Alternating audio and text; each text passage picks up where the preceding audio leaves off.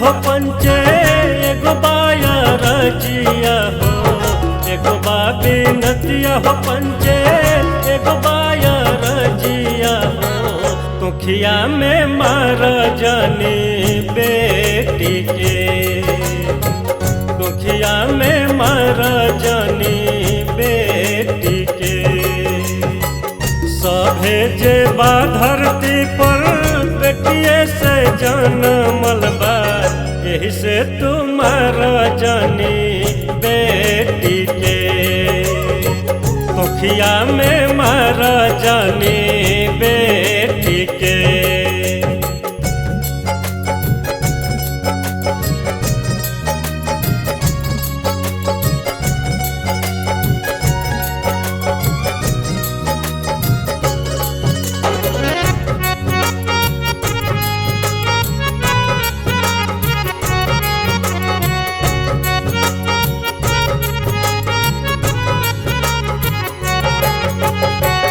सोच बात जदि माई तहरती न, कैसे तुले अवतार हो।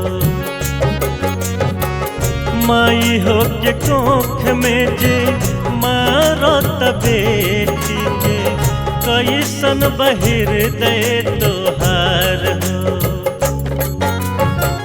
लड़का और लड़की में कवनो न भेद बाटे, यही से तू जरा जानी बेटी के।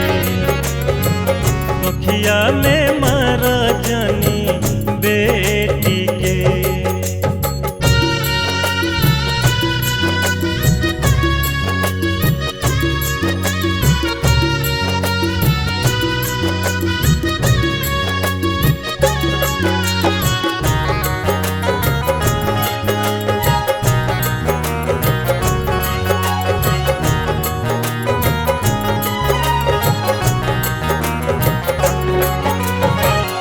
बेटा के पढ़ा के जितना काबिल बनावे चाहो, बेटियों के उतने कर जोग हो।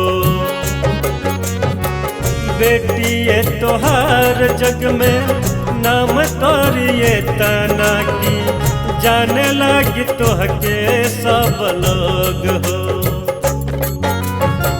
बेटी के भी उतने हक बा जिए के दुनिया में, यही से संहारा जानी बेटी के। तुखिया में मारा जानी बेटी के।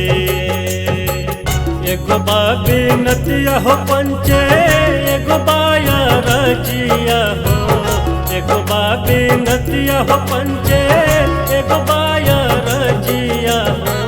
तुखिया में मारा जानी बेटी के, तुखिया में मारा जानी बेटी के।